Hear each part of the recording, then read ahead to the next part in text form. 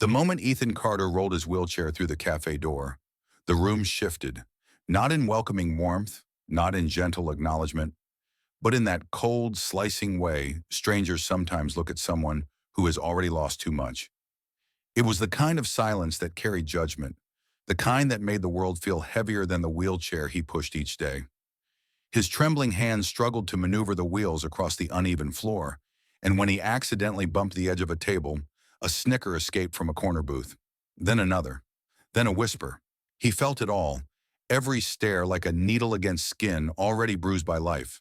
But this morning, as the rain hammered the windows and the smell of roasted coffee filled the air, he was determined to do something he hadn't had the courage for in months.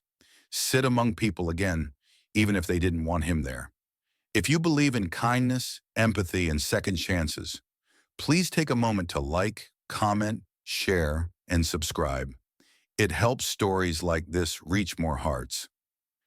Ethan tried to settle into a spot near the window, his favorite kind of seat before the accident that had taken everything from him, his mobility, his career, his fiancée, and a piece of the man he used to be.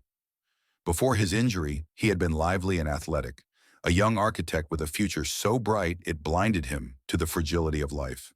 But after the car crash that shattered his spine and left him paralyzed from the waist down, the world had begun to treat him differently. Not cruelly at first, just cautiously, then pityingly, and eventually dismissively. It was the last part that hurt most. Pity felt like chains, but mockery felt like poison. Inside the cafe, a group of college students sat nearby, laughing among themselves, their eyes flickering toward Ethan like moths drawn to a tragedy they didn't understand. When Ethan's hand slipped while reaching for his cup, the coffee tipped over, spilling across the table and dripping to the floor. A snort came from the group, followed by a loud whisper about how people like him should just stay home. Ethan felt his face heat with humiliation. His fingers curled involuntarily. His breath hitched. He wanted to disappear into the safety of invisibility, but he had promised himself he would try. Just one outing, just one attempt to live again. Then a voice spoke up, not loud, not aggressive, but firm enough to still the air around it. It came from a man Ethan hadn't noticed, someone sitting a few tables away, holding a small child on his lap. The man had kind eyes and a tired look, the kind of exhaustion that belonged to people who worked hard but still chose to smile. His name, Ethan would later learn, was Michael Hayes, a single dad raising his 4-year-old son, Luke, on a paycheck stretched too thin and a heart stretched even thinner. Michael stood up, walked over to Ethan, and offered a calm nod before grabbing some napkins and helping wipe the spilled coffee. He didn't say anything about the accident, didn't look at Ethan with sympathy or discomfort. Instead, he spoke as if Ethan were just another person, someone who deserved dignity, someone who deserved to be seen without judgment. The simplicity of his kindness almost broke Ethan more than the cruelty of strangers ever had. Ethan expected Michael to walk away once the mess was cleaned, but instead he pulled up a chair beside him, gently placing Luke in the seat next to him. The little boy grinned widely at Ethan and waved, unaware of the social rules adults seem so desperate to protect. Ethan stared at Luke's bright eyes and felt something soften in his chest, something that had been locked away since the day nurses pushed him through hospital doors and told him his life would never be the same. Michael asked if Ethan came there often. Ethan shook his head. He admitted this was the first time he had tried sitting in a cafe alone since the accident. Michael listened, leaning forward with genuine curiosity, not discomfort. He shared his own struggles, raising Luke alone after his wife passed away suddenly, balancing work, grief, and fatherhood. His voice carried the weight of battles fought quietly, battles that didn't leave scars people could see, but still changed everything. As the rain continued pouring outside, the cafe noise faded into a softened hum behind them. Ethan felt strangely at ease, like he could breathe again. He didn't realize he had been holding his breath for months, but peace is fragile, easily pierced by cruelty. One of the college students, emboldened by the lack of consequence, called out loudly, "Hey man, need some training wheels for that chair?" The table erupted in laughter. Ethan froze. The shame hit him like a wave, drowning out the warmth he had begun to feel. His hands tightened against the wheels, tremors racking them until he could barely keep the chair steady. Michael turned sharply toward the group, his expression transforming from gentle to fierce in a heartbeat. He didn't shout or curse. Instead, he walked over to the students and spoke in a low, firm voice, the kind that carried more weight than anger. Whatever he said made their laughter fade instantly. They shifted uncomfortably, their eyes dropping in embarrassment, their arrogance deflated. No one heard the exact words, but the tone was enough to silence a room that had previously joined in quiet mockery. Michael returned to Ethan and crouched beside him. He didn't ask if Ethan was okay. He already knew he wasn't. Instead, he said something Ethan would never forget.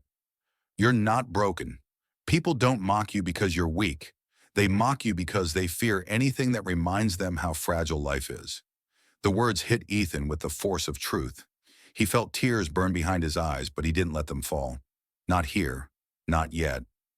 Michael asked Ethan what he used to love before the accident. Ethan hesitated, then admitted he used to design buildings, sketching structures that blended creativity and purpose. But he hadn't touched a pencil in months. His hands shook too badly, and he didn't want to face another reminder of everything he had lost. Michael reached into his backpack and pulled out a small notepad and pen. Luke's sketch pad. He placed it gently on the table in front of Ethan. Ethan stared at it, his heart pounding. He tried to refuse, but Michael simply said, "Just try." With trembling fingers, Ethan picked up the pen. The first few strokes were shaky, uneven, almost painful. But as Michael and little Luke watched quietly, something inside Ethan shifted. He wasn't perfect. The lines weren't straight, and his hand still trembled. But the moment the pen touched paper, he felt a spark he thought had died. He kept drawing, slowly, haltingly, but the shape of a building began to form. Not flawless, not precise, but alive. The café grew strangely quiet. People who had mocked him earlier were now watching in stunned silence as Ethan's shaking hands created something beautiful. When he lifted the notepad showing a rough but breathtaking sketch, even the students who had laughed earlier stared in awe. Michael smiled softly. Luke clapped. And for the first time in months, Ethan felt proud.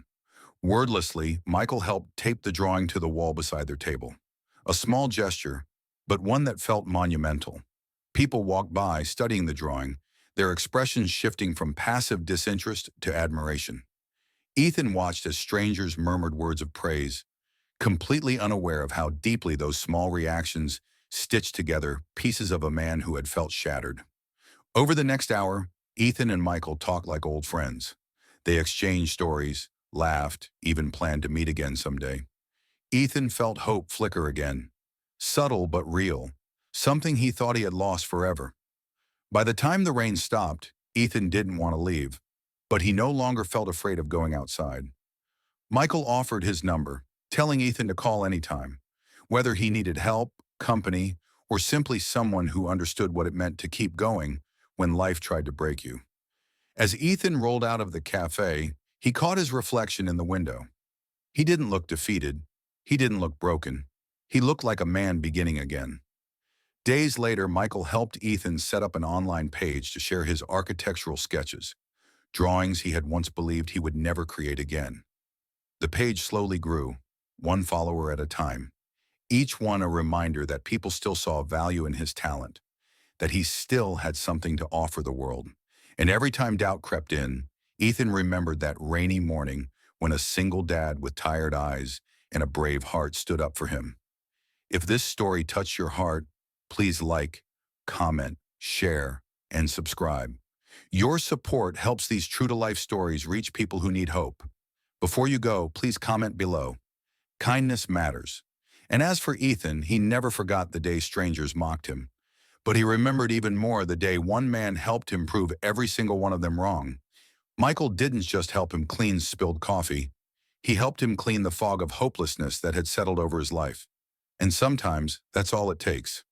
One act of courage, one act of compassion, one human being willing to stand beside another.